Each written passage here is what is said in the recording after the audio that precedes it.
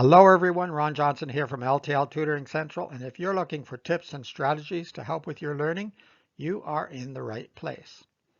In this video, I'm discussing how to get interested and how to stay interested. Let's get started. How do I get interested and how do I stay interested? Many students have difficulty maintaining that interest. They might have started off the course with a lot of enthusiasm, but they find it difficult to stay interested. Others find it difficult to get interested in the first place. Well, here are a few suggestions that might help you along the way. Break down tasks or projects, especially major assignments, into components. In other words, don't overwhelm yourself. This often happens. You try to take on everything at once.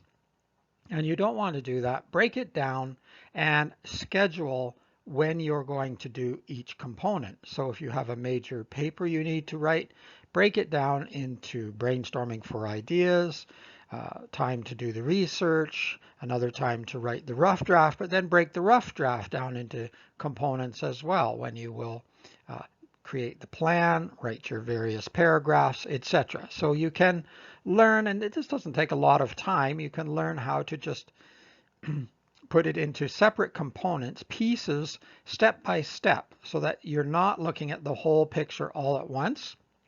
In the end, of course, you may need to do that, but then that will be easy because that'll be a final step instead of trying to control the whole project or assignment. And if it's just the regular workload, break that down as well. If you have 3 chapters to read, you don't necessarily have to read them all at once. Maybe break it into separate sections with small breaks in between.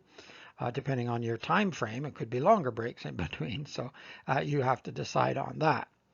You need to connect information to yourself.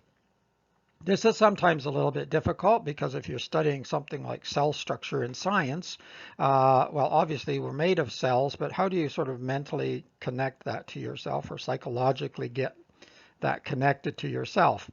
Well, first of all, it is a part of yourself, but you can also look at anything in history and geography and science and artificially put yourself into the what you're studying. So if you're studying the parts of a cell, for example, you can create names or you can create other imaginary stories that connect to you to memorize the parts of a cell, for example. If you're reading a fiction story, that's a little easier.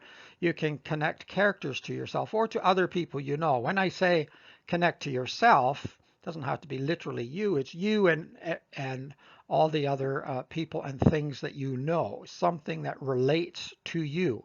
And why do we want to do that? Because we generally like ourselves. Even people who hate themselves like themselves.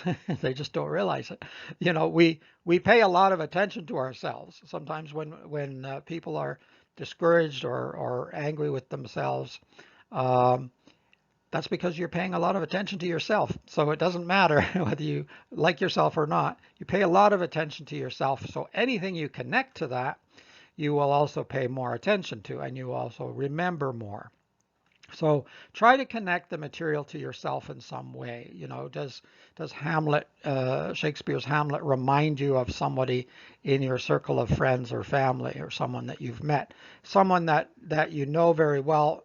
Now they don't have to be exactly the same, but there's something about it that you can connect to, and then you can start planting those seeds. So everything you learn about Hamlet or any other character, you start connecting to this other person, and that can help you to remember. And of course, you can do that with almost any course. Once you practice it for a while, it takes a little bit, but it shouldn't take you very long to start being able to connect things to yourself. It's great if you have a good imagination. That helps.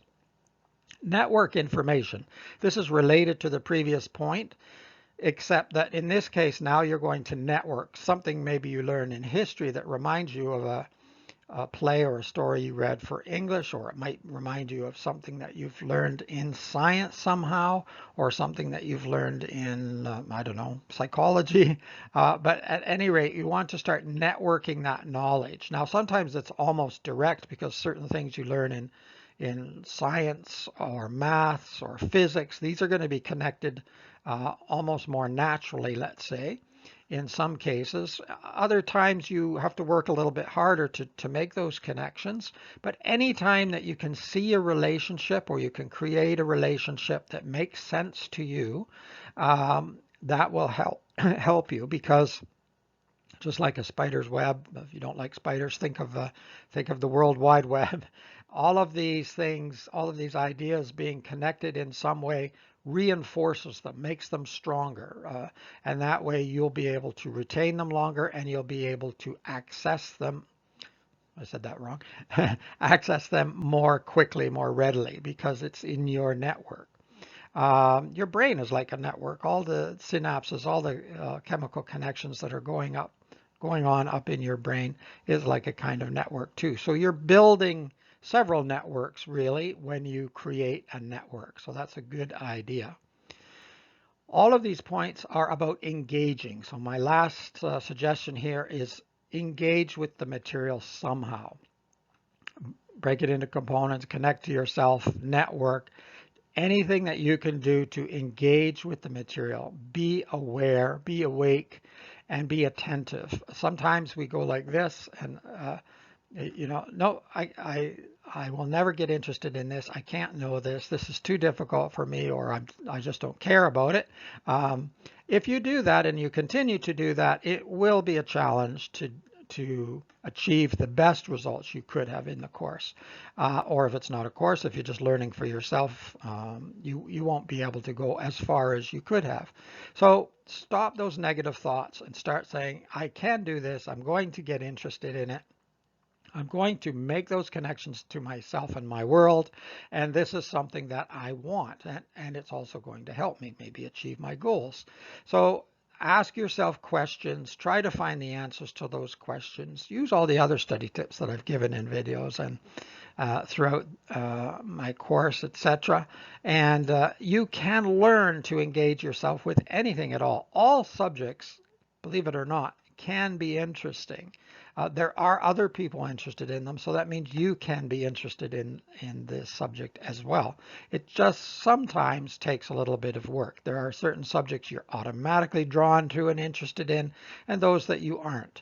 However, they are all connected in some way. It's all about learning. So if you can get yourself excited, get yourself enthusiastic about learning, and building that huge network of yours that you're going to have, that can be very, very helpful. And reduce the negative thoughts and the thoughts, I can't do this, I don't know, I don't want to. Get rid of all those don'ts and start saying do, and engage yourself. So those are just a few tips and suggestions on how to get interested and how to stay interested. So I hope that these work for you and that you're successful in anything that you study.